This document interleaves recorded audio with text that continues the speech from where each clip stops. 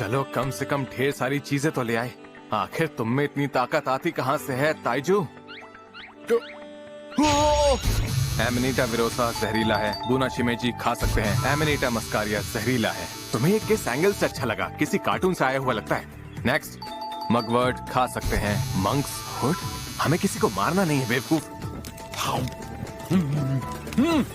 Yummy, तुमने इसमें क्या डाला है? हाँ, बस नमक है जिसे मैंने समंदर के पानी से निकाला था। एक चुटकी नमक से कोई भी चीज खाने लायक हो जाती है। इससे खाना प्रिजर्व भी किया जा सकता है। क्यों कह लो, ये प्राचीन इंसान की सबसे बड़ी खोज है। इसके लिए थैंक्स सेंकू, मैं तुम्हारा एहसानमंद हूँ। चाहे मैं दिमाग में तुम्हारी मदद ना कर पाऊँ, पर मेहनत करने में मैं कोई कसर नहीं छोड़ूंगा। अब दूसरी तरफ जाकर देखता हूँ खाने में क्या मिलेगा। हो, ये तो जंगली फल हैं, पर क्या इन्हें खा सकते हैं? सोचने से तो पता नहीं चलेगा, खा के ही देखते हैं।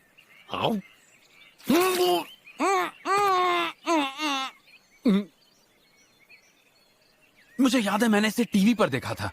ये तो उस समय का सबसे ताकतवर लड़का था, सुकासा शिशियो। ये भी आखिर पत्थर ही बन गया।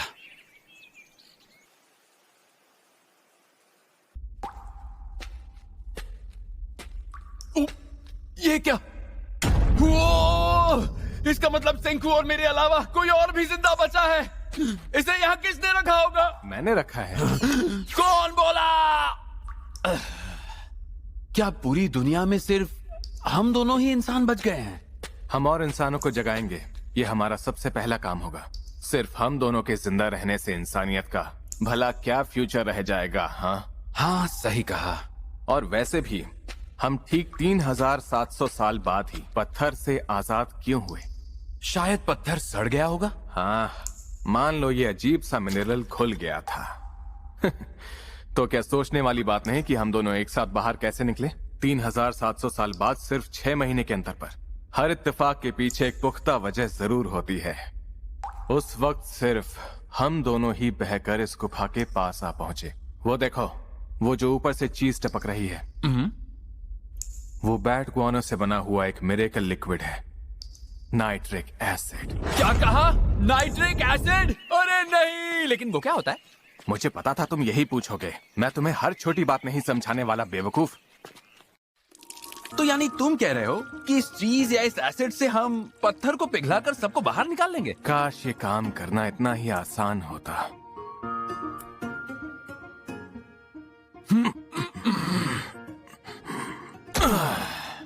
मैं पागलों की तरह कोशिश किए जा रहा हूँ।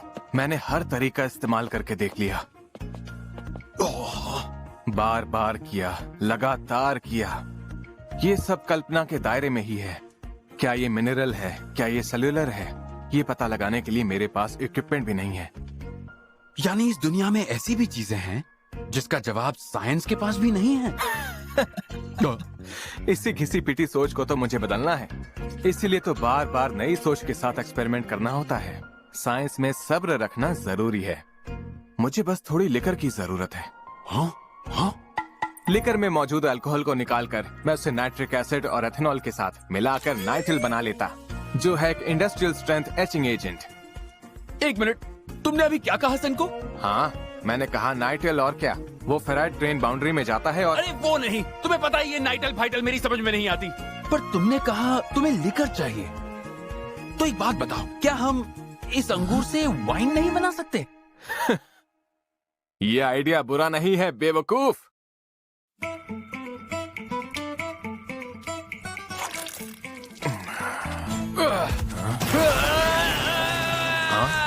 ठीक है, अब सारे मेहनत वाले काम तुम करोगे। यही करना बेहतर होगा। वाइन बनाना तो बड़ा ही आसान काम है। बस अंगूर, किशमिश और बाकी चीजों को पहले मस लो, फिर एक बड़े कंटेनर में डालो और फिर तैयार होने तक रोज उसे मिलाते रहो। कमाल की बात है, अब तो हमें लिकर बनाने के लिए किसी लाइसेंस की भी जरूरत नहीं। 3 हफ्ते हो गए, लो बन गई वाइन। वैसे सेंकू, क्या हमारी अब भी पीने की उम्र नहीं है?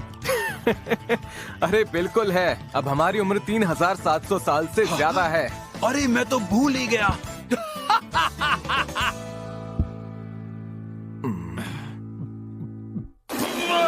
जैसा सोचा था ये उससे ज्यादा अच्छी बनी है, पर अगर इसे बेचने गए तो कोई इसके लिए एक ढेला भी नहीं देगा। मुझे नहीं पता था कि वाइन बनाना इतना आसान होगा।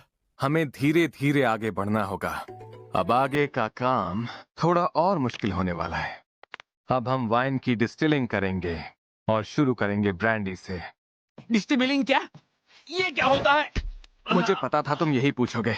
गरम करो, ठंडा करो, टपकाओ, इससे अल्कोहल का कंसंट्रेशन बढ़ जाता है।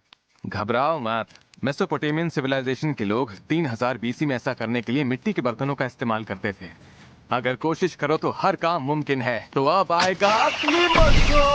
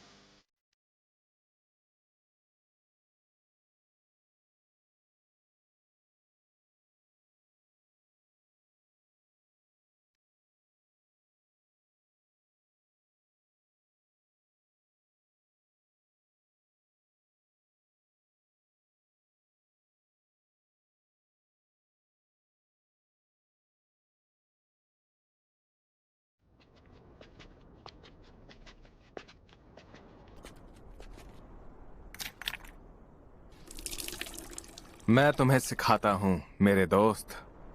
ऐसा नहीं है कि साइंस के पास किसी चीज का जवाब नहीं है। बस उन चीजों के पीछे के रूल्स को ढूंढना होता है। साइंस तो बस सब्र रखकर अपने मकसद को हासिल करने में की गई मेहनत का नाम है।